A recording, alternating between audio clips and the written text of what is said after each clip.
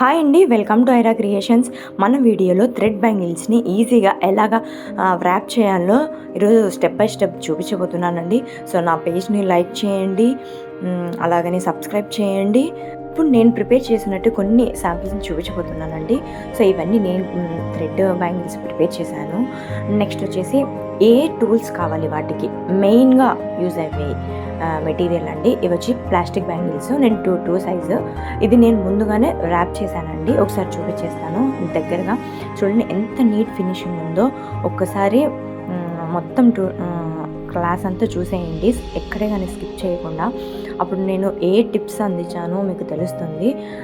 Thread కావాలి, అలాగనే pen, గమ్ము, ఇది వచ్చేసి 2 కాంబోలో వస్తాయండి. నెక్స్ట్ ఫ్యాబ్రిక్ గమ్ ఎందుకు చూపిస్తున్నానంటే ఇది థ్రెడ్ బ్యాంగిల్స్కు థ్రెడ్ను అంటించడానికి అది సరిపోతుందండి. నెక్స్ట్ వచ్చేసి కట్టర్, ఇది వచ్చేసి థ్రెడ్ని కట్ చేయడానికి. మనం ఒకటి కాదు కదా, నెంబర్ ఆఫ్ టైమ్స్ మనం ర్యాప్ చేస్తాము, వాటిని అన్నిటిని కలిపి కట్ చేసుకోవడం కోసం అది.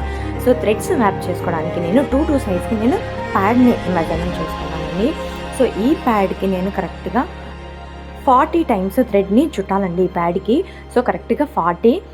ఒకసారి చూసేయండి ఎలాగా చుట్టేస్తాను ప్యాడ్కి. సో మనము కొంచెం స్పేస్ ఇచ్చి మనం థ్రెడ్ని ర్యాప్ చేయాలండి. 2 సైజ్కి 40 అండి, 2, 4, 2, 6కి 60 ఆర్ 50 థ్రెడ్ మనం ఇలాగ చుట్టుకుంటే సరిపోతుందండి. సో మెయిన్ కావాల్సినవి ఇవే అండి. ఎక్కువగా మీరు పర్చేస్ చేయాల్సిన అవసరం లేదు. లైట్గా స్టోన్స్ కూడా. నేను జస్ట్ ఇప్పుడు శాంపుల్ థ్రెడ్ మాత్రమే చూపిస్తున్నాను, థ్రెడ్ని ఎలాగా ర్యాప్ చేసుకోవాలని. సో ఇలాగ మనం గ్యాప్తో చుట్టుకోవడం వల్ల థ్రెడ్ని మనము ఎక్స్టెండ్ చేసుకోవడానికి వీలుగా ఉంటుంది. సో అన్నీ ఒకటే చోట ఉంటే కనుక మనం థ్రెడ్ సరిపోదండి. సో ఇలాగా మనము వెడల్పుగా ఉండేలాగా చూసుకొని దానికి గమ్ అంటించేయాలి. ఇప్పుడు చూడండి, నేను వీడియోలో చూపించిన విధంగా మీరు గమ్మును స్టిక్ చేయాలి. అలాగనే ఎలాగైతే మనము కొంచెం వెడల్పుతో పట్టించాము అలాగనే తీసుకెళ్ళి ప్లాస్టిక్ బ్యాంగిల్స్కి అంటించేయాలి. కాసేపు అలాగా ఆరనివ్వాలండి. వెంటనే చుట్టేస్తే అలాగా పీకేస్తే వస్తుంది.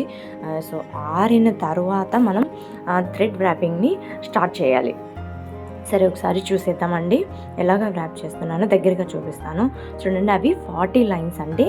ఫస్ట్ మీకు కావాల్సింది పేషెన్స్ అండి. So number of bulk orders వచ్చినప్పుడు పేషెన్స్గా 1 by 1 అన్నీ చుట్టుకోవడానికి అవసరమవుతాయి.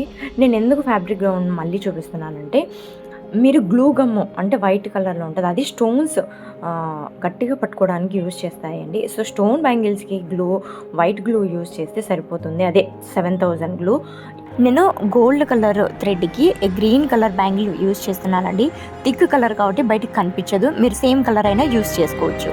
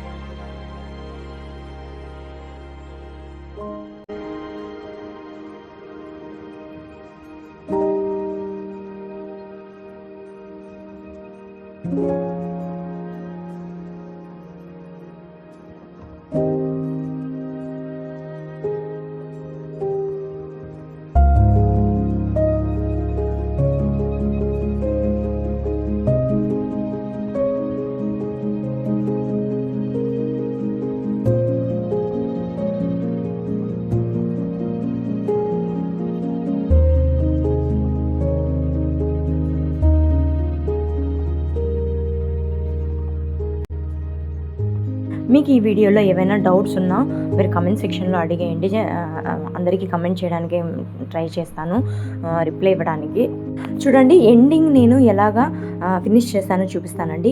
మనకు అంత థ్రెడ్ యాక్చువల్గా నేను స్పేస్ వెడల్పుగా తీసుకున్నానండి, మీరు దగ్గరగా అయినా చుట్టుకోవచ్చు.